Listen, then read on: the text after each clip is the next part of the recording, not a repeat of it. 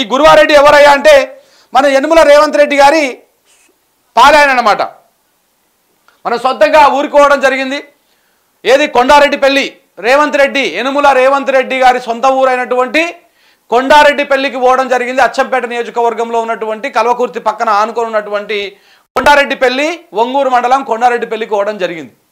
ఆడికి పోయి ఈ చనిపోయినటువంటి ఇక్కడ ఈయన చనిపోయింది కదా, ఆ చనిపోయినటువంటి గురువారెడ్డి ఎవరు ఏంది, ఆయన చనిపోయిందా, ఆత్మహత్య చేసుకున్నా, హత్య చేసుకున్నాడా, లేకపోతే ఆయన తీసుకొచ్చింది ఎవరు, అక్కడ నిర్బంధించింది ఎవరు, జరిగినటువంటి వ్యవహారం ఏందనేది కూడా మొత్తము మనము ఒక వీడియోను కూడా తీయడం జరిగింది. ఆ వీడియో కూడా ఇప్పుడు ఆల్రెడీ యూట్యూబ్లో పెట్టినాము. మార్నింగ్ 7 o'clockకి అది రిలీజ్ అయింది.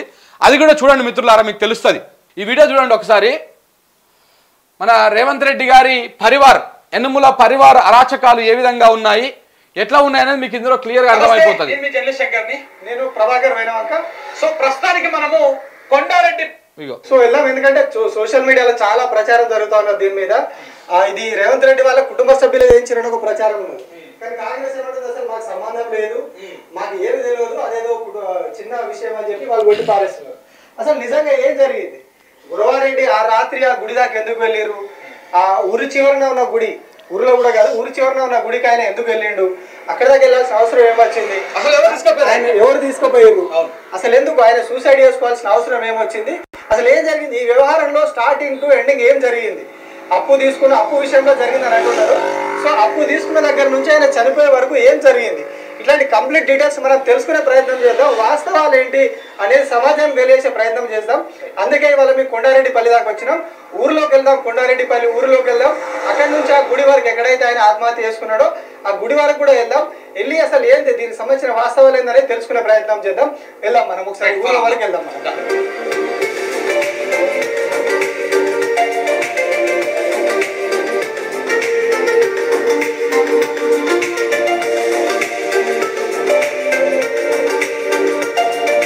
మధ్య 5 నెలల క్రితం గురువారెడ్డి అంటే చచ్చిపోయింది, ఆత్మహత్య చేసుకున్నాడా? అది వాళ్ళు కావాలని చర్చ ఏం చేసిండ్రు, ఊళ్ళో ఉండి తప్పించుకుంటారు అని ఇట్లా ఈ మొత్తం 22 నిమిషాల వీడియో ఉంది.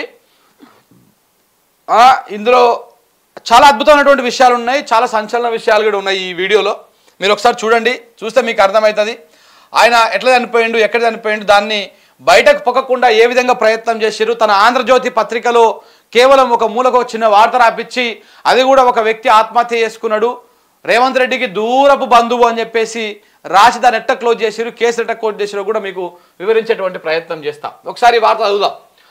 యనుమల గురువారెడ్డిని చంపింది ఎవరు? రేవంత్ రెడ్డి కుటుంబ ప్రమేయం పైన అనుమానాలు. సీఎం సొంతూరు కొండారెడ్డిపల్లిలో ఘటన. రేవంత్ కుటుంబం దౌర్జన్యంతోనే గురువారెడ్డి మృతి. డబ్బుల కోసం ఒత్తిడి చేసినట్లు సమాచారం. దాడి చేసి రాత్రి గుడిలో నిర్బంధించారన్న స్థానికులు. తెల్లారేసరికి విగతజీవిగా గురువారెడ్డి. యనుమల కుటుంబ ప్రస్తావన లేకుండానే కేసు క్లోజ్ చేసేసారు. ఫిబ్రవరిలో ఇన్సిడెంట్ బయటకు రానివని పోలీసులు. ఎంత చాలా పకడ్బందీగా ప్లానింగ్ ప్రకారం ఆ కేసును క్లోజ్ చేసారు.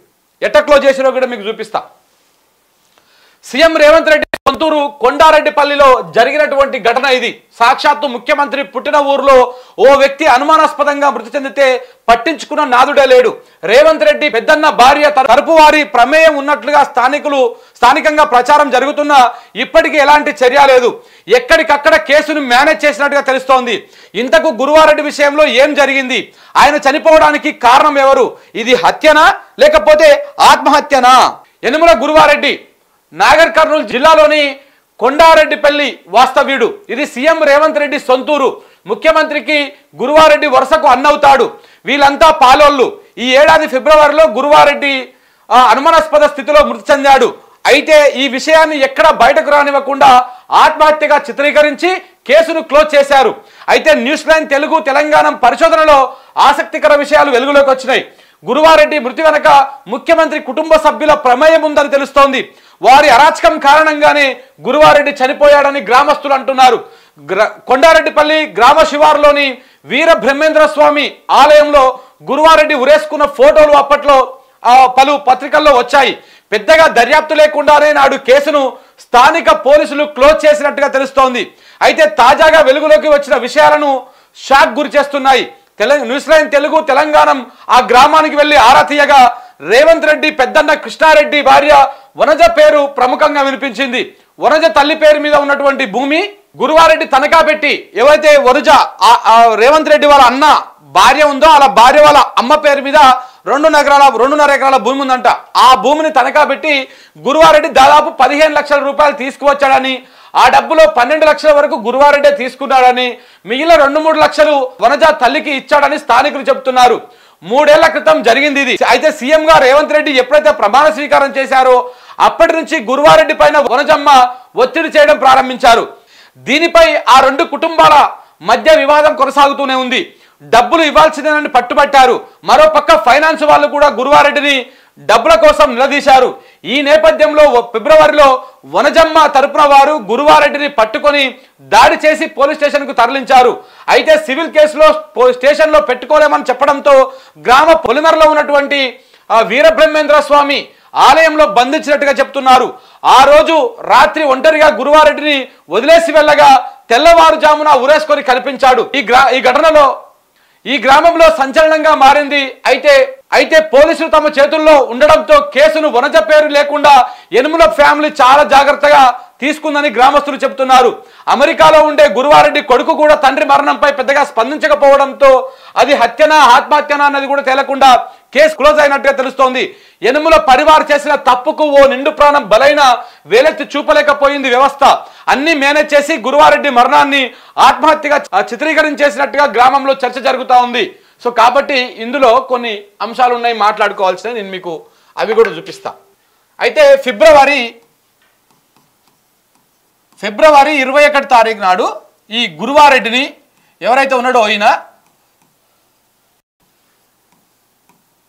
ఈ గురువారెడ్డిని ఫిబ్రవరి 21 తారీఖు నాడు 2024 ఇప్పుడు ముఖ్యమంత్రి రేవంత్ రెడ్డి గారు ముఖ్యమంత్రి అయినాక 21 తారీఖు నాడు కొట్టుకుంటా, మీరు ఈ వీడియోలో చూడొచ్చు క్లియర్గా.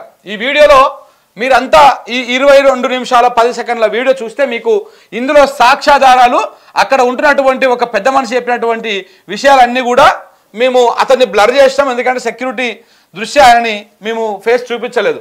సో కాబట్టి అందులో క్లియర్గా ఉన్నది. అంటే ఆయన ఎట్లా తీసుకొచ్చిరు, ఏ విధంగా తీసుకొచ్చిరు. సరే ఆయన చేసింది మోసమే కావచ్చు, కానీ ఆయనను కొట్టి భయంకరంగా కొట్టుకుంటూ తీసుకొచ్చి వీడికొచ్చి ఆ గుళ్ళో వేసి కూడా కొట్టి కనీసం నీళ్లు కూడా ఇవ్వలేదంట. తాగుతందుకు నీళ్ళు ఇవ్వమన్నా కానీ, నీళ్ళు అడిగినా కానీ నీళ్ళు ఇవ్వకుండా చిత్రహింసలకు గురి చేసిరు. నీళ్ళు ఇవ్వకుండా చిత్రహింసలకు గురి చేసినటువంటి పరిస్థితి. సో కాబట్టి ఇట్లా ఇబ్బందులకు గురి చేసి ఈ విధంగా ఫిబ్రవరి 21 తారీఖు నాడు గురువారెడ్డిని ఎవరు తీసుకొచ్చారు? ఈ కృష్ణారెడ్డి ఉన్నాడు కదా చనిపోయిన ఆయన, రేవంత్ రెడ్డి వాళ్ళ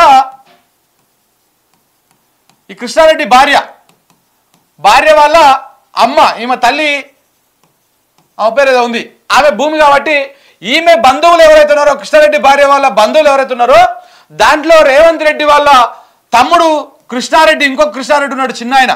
ఈ కృష్ణారెడ్డి కానీ కొండలరెడ్డి కానీ వీళ్ళందరూ కలిసి వీళ్ళ ప్రమేయం అంటే వీళ్ళు డైరెక్ట్గా ఉండకపోయినా వీళ్ళు కొంతమందిని పంపించి ఈ యనుమల గురువారెడ్డిని బంధించి తీసుకొచ్చి ఫిబ్రవరి 21 తారీఖు నాడు ఆ గుళ్ళో ఆయనని బంధించి ఆ బంధించడం కంటే ముందే చీకటి పడ్డాక తీసుకొచ్చి బాగా కొట్టి నీళ్ళు ఇవ్వకుండా ఏమి ఇవ్వకుండా భయంకరంగా కొట్టి ఆయన అందులో అది చేస్తే అతను గురువారెడ్డి పొద్దుగాల దాకా అంటే మార్నింగ్ దాకా అతను అక్కడే అదే నైట్ అంతా అక్కడే ఉన్నాడు. మరి కొంతమంది అక్కడ స్థానికులు చెప్తున్నటువంటి దాని ప్రకారము గురువారెడ్డి తన కొడుకుకు సమాచారం చేరవేయ అని చెప్పేసి అక్కడికి వచ్చిన ఒక వ్యక్తితోని చెప్పిండని అక్కడ ఉన్నటువంటి వాళ్ళు చెప్తా ఉన్నారు. మరి అది చేరవేసిండా, అది లేకపోతే అంతా బయటికి పొక్కుతుందని చెప్పేసి ఎవరైతే ఈ వ్యక్తులు, ఈ కృష్ణారెడ్డి భార్యకు సంబంధించినటువంటి వాళ్ళు, యనుమల పరివారకు సంబంధించినటువంటి రేవంత్ రెడ్డి బంధువర్గము ఇదంతా బయటికి పొక్కితే ప్రాబ్లం అవుతుందని చెప్పేసి ఆయనను చంపేసి ఆడ ఉరి లెక్క చిత్రీకరించారనేది తెలవాల్సింది. పోలీసులు అసలు ఈ మొత్తం వ్యవహారంలో కృష్ణారెడ్డి భార్య పేరు లేదు, వనజ పేరు లేదు, ఈ తీసుకొచ్చింది ఎవరు లేరు, మా నాయననే ఆత్మహత్య చేసుకున్నా అని చెప్పేసి గురువారెడ్డికి ఇద్దరు కొడుకులు ఉన్నారు. ఒక అబ్బాయి ఏమో పెద్ద ఆయన సుధీష్ రెడ్డి ఈయన ఇక్కడే ఉంటాడు. ఈ సుధీష్ రెడ్డి కంప్లైంట్ ఇచ్చిండు. సో రెండవ అబ్బాయి లండన్లోనే ఏముంటాడంటే అతను ఫారిన్లో ఉంటాడు. అతనికి అనుమానం ఉంది, బట్ కానీ ఆయన బయటకు వచ్చి మాట్లాడతలేడు. అతను ఏదో లవ్ మ్యారేజ్ సంథింగ్, అతని బతుకుతా ఉన్నాడు. 100% మా నాన్నది ఆత్మహత్య కాదు, హత్య అనేటువంటి అనుమానం రెండవ కొడుకుకు ఉన్నది. దాంట్లో ఎలాంటి అనుమానం లేదు. కానీ ఈ సుధీష్ రెడ్డిని పట్టుకొని, ఎవరైతే పెద్ద కొడుకు ఉన్నాడో పెద్ద కొడుకుని పట్టుకొని ఈ విధంగా కంప్లైంట్లు ఇచ్చి, ఈ కంప్లైంట్ కూడా మీకు చూపిస్తుంది చూడండి ఒకసారి. ఎంత డ్రామాగా ఉంటుందంటే చూడండి ఈ కంప్లైంట్లో ఇగో ఈయనే అనుముల సుధీష్ రెడ్డి కంప్లైంట్ చేసిండు, పెద్ద కొడుకు. ఇగో ఇక్కడ మీకు శ్రీతో గౌరవనీయులైన sub inspector of police Vangoor గారికి వ్రాయినది ఏమనగా, అయ్యా నేను అనగా యనుమల సుధీష్ రెడ్డి సన్ ఆఫ్ గురువారెడ్డి, వయస్సు 45-55 సంవత్సరాలు ఉందాడ సంవత్సరాలు, కులం రెడ్డి, వృత్తి వ్యాపారం, ఆర్ఆఫ్, ఇది కేర్ ఆఫ్ వచ్చేసి రెసిడెన్షియల్ వచ్చేసి కొండారెడ్డిపల్లి గ్రామం, వంగూరు మండలం. ప్రస్తుతము ప్లాట్ నెంబర్ ఇది ఇక్కడ మన హబ్సిగూడలో ఉంటుండంట.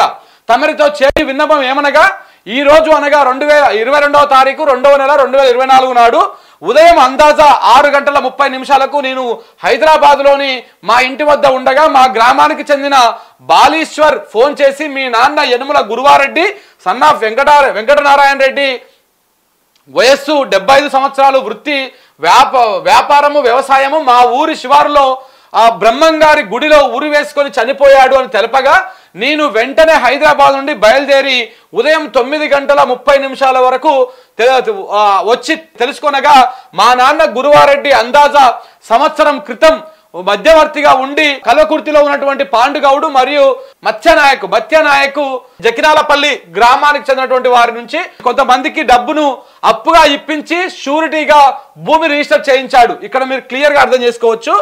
ఎవరికి ఇప్పించిండు డబ్బు? ఆ ఇప్పించిన వాళ్ళ పేరు లేదు. ఇగో ఇది ఉందా, కొంతమందికి డబ్బు ఇప్పించిండంట. ఎవరికి ఇప్పించిండు ఆ డబ్బు?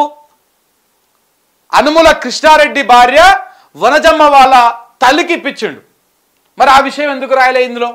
ఈ కంప్లైంట్లు ఎందుకు రాయలే? ఎక్కడ మేనేజ్ చేసిర్రు? అనుముల సుధీష్ రెడ్డిని మేనేజ్ చేసిర్రు. ఏ విధంగా మేనేజ్ చేసిర్రు? మీరు ఇప్పటికే రేవంత్ రెడ్డి కుటుంబ సభ్యులు రాజ్యాంగేతర శక్తులుగా ఒక అరాచక వ్యవస్థ లెక్క వాళ్ళు తయారైపోతున్నారు అనేటువంటి మాట వినపడుతూనే ఉన్నది.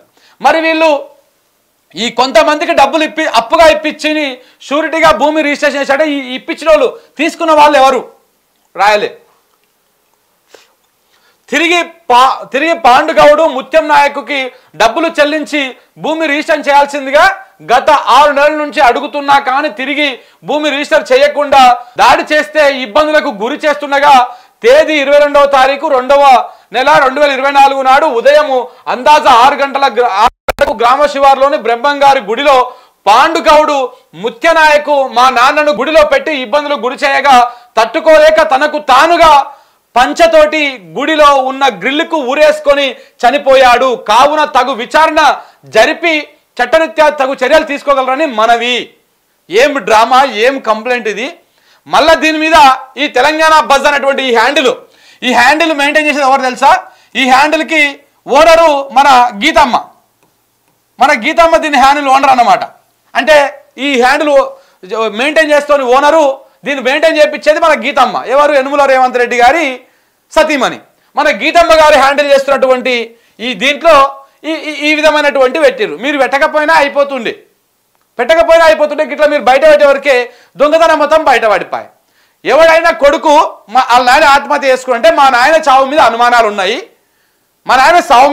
ఉన్నాయి, కాబట్టి ఆ చావుకు కారణం ఎవరు? నిజంగా మా నాయన చచ్చిపోయిందా లేకపోతే ఎవరైనా చంపేసి ఆడ ఉరివెట్టిర్రా ఏంది అని రాస్తాడు. ఎవడైనా తండ్రి చనిపోతే కొడుకు రాసేటువంటి కంప్లైంట్ గట్ల ఉంటుంది.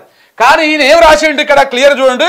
మా నాన్న ఏంది 2వ తేదీన తేదీ 22వ తారీఖు 2వ నెల 2024 ఉదయం అందాజా 6 గంటలకు గ్రామ శివారులోని బ్రహ్మంగారి గుడిలో పాండుగౌడు ముత్యం నాయకు మా నాన్నను గుడిలో పెట్టి ఇబ్బందులకు గురి చేయగా తట్టుకోలేక తనకు తాను పంచతోని గుడిలో గ్రిల్స్కు ఊరేసుకొని చనిపోయాడు. తనకు తానే చనిపోయింది అని చెప్పేసి ఒక కొడుకు డిక్లరేషన్ ఇస్తారు.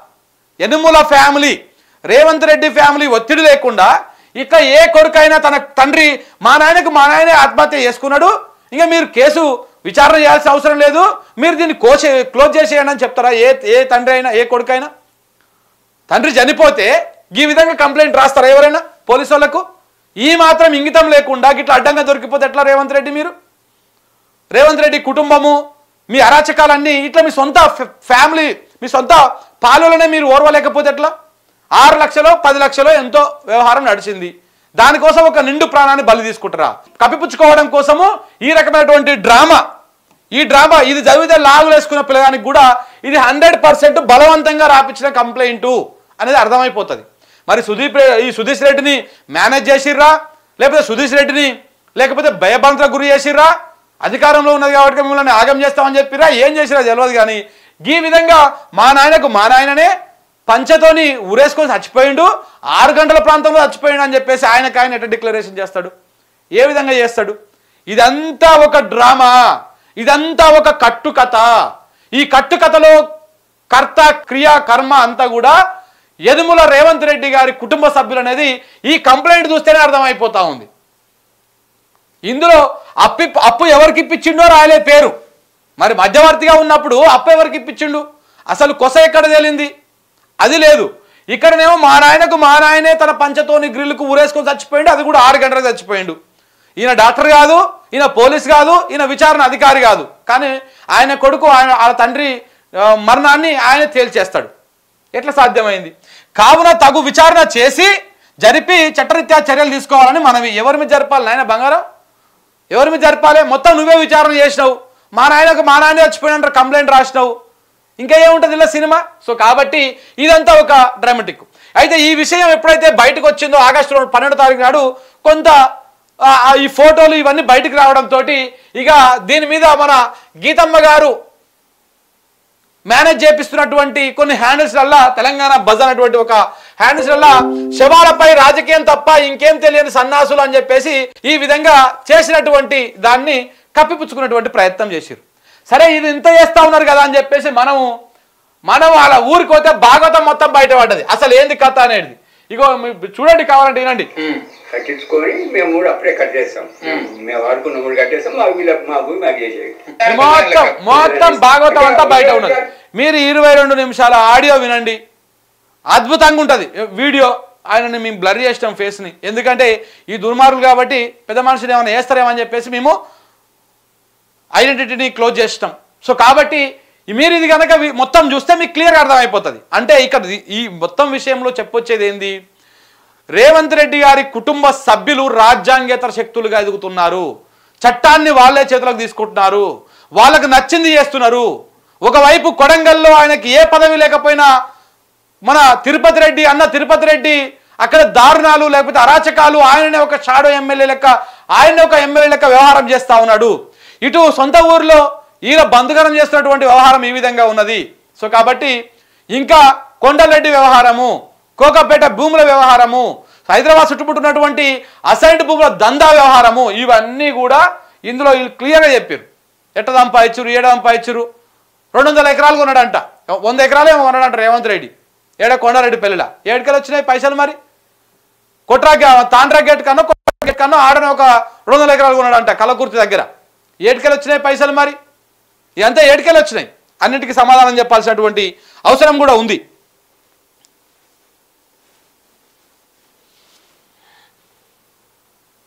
ఇప్పుడు దీన్ని బయటకు రాకుండా క్లియర్గా క్లోజ్ చేసి ఆ రోజు ఒక పత్రికలో రాపిచ్చిరయ్యా.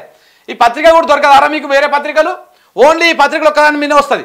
ఆంధ్రజ్యోతి పత్రికలో ఫిబ్రవరి 22వ తారీఖు నాడు ఏ పత్రికలు రాదు, వెళ్ళలేదు. ఓన్లీ ఆంధ్రజ్యోతిలో మాత్రమే అప్పు తీర్చలేక వ్యక్తి ఆత్మహత్య, నిర్బంధించిన ఆలయంలోనే బలవన్ మరణం, నాగర్ కర్నూలు జిల్లాలో ఘటన, మృతుడు సీఎం రేవంత్కు దూర బంధువు. ఇదంతా అంటే ఆయన కంప్లైంట్ ఎట్లా రాసిండో ఈ వార్త కూడా అట్లనే రాసిచ్చారు. ఓన్లీ ఆంధ్రజ్యోతిలోనే వస్తుంది. మిగతా పత్రికలకు మిగతా జర్నలిస్టులకు తెలిస్తే ఈ విషయము అందులో మరి ఇన్వెస్టిగేషన్ చేస్తారు, కొంతమంది ఏందని అడుగుతారు, జనాలను అడుగుతారు పోయి అని చెప్పేసి మొత్తానికి దాన్ని క్లోజ్ చేసేటువంటి ప్రయత్నం ఒక డ్రామాటిక్గా ఒక మొత్తానికి సినిమా క్లోజ్ చేసి పెట్టిరు. ఇది జరిగినటువంటి వ్యవహారం. మీరు ఈ వీడియో చూడండి మిత్రులారా, కొంత టైం తీసుకున్నా సరే ఈ 22 నిమిషాల వీడియో చూడండి. 100% మీకు వాస్తవాలు తెలుస్తాయి, 100% వాస్తవాలు తెలుస్తాయి. ఇది ఎందుకు ఈ వీడియోని మేము రికార్డ్ చేయాల్సి వచ్చింది, ఎందుకు మేము అక్కడికి పోవాల్సి వచ్చిందంటే వీళ్ళు అరాచక శక్తులుగా ఏ విధంగా ఎదుగుతా ఉన్నారు, రాజ్యాంగ హేతర శక్తులుగా ఏ విధంగా ఎదుగుతా ఉన్నారు, మొత్తము చట్టాన్ని చేతులకు తీసుకొని వీళ్ళే ఏ విధంగా నడిపిస్తా ఉన్నారు అనేది చూపించడం కోసం ఇంకా చాలా ఉన్నాయి. అంటే కొండలరెడ్డి వ్యవహారం కావచ్చు, లేకపోతే తిరుపతి రెడ్డి వ్యవహార సెటిల్మెంట్ల వ్యవహారం కావచ్చు, ఇవి కూడా ఉన్నాయి. మెల్లగా దాని మీద కూడా ఫోకస్ చేద్దాం. సమయం వచ్చింది, 100% వదిలిపెట్టేటువంటి ప్రసక్తే లేదు. వీళ్ళు ఏ విధంగా అడదిడ్డంగా ఏ విధంగా అక్రమాలకు పాల్పడతా ఉన్నారో అవన్నీ కూడా మీకు చూపించేటువంటి ప్రయత్నం చేస్తా. సో కాబట్టి ఇట్లా ఒక అమాయకపు ఒక నిండు ప్రాణాన్ని వీళ్ళు బలి తీసుకున్నారు. దీని వెనకాల ఉన్నది మొత్తము మన పరివారం, ఎనుముల వారి పరివారం ఉన్నది. దాని కానీ ఎక్కడ కూడా కంప్లైంట్లో కానీ ఎక్కడ కూడా రాకుండా ఇంకా మోతగారులు పెడతా ఉంటారు. ఇది ఇక చూసుకోండి రా, ఇక్కడ మొత్తం అదే ఉన్నది, ఇగో కంప్లైంట్లో ఉన్నది, కంప్లైంట్ ఇచ్చిరు, ఇక వెళ్ళిపోయి కేసు అయ్యింది, ఇది అయింది అని చెప్పేసి దీన్ని మొత్తానికే క్లోజ్ చేసిరు, కేసును మొత్తానికే క్లోజ్ చేసిరు.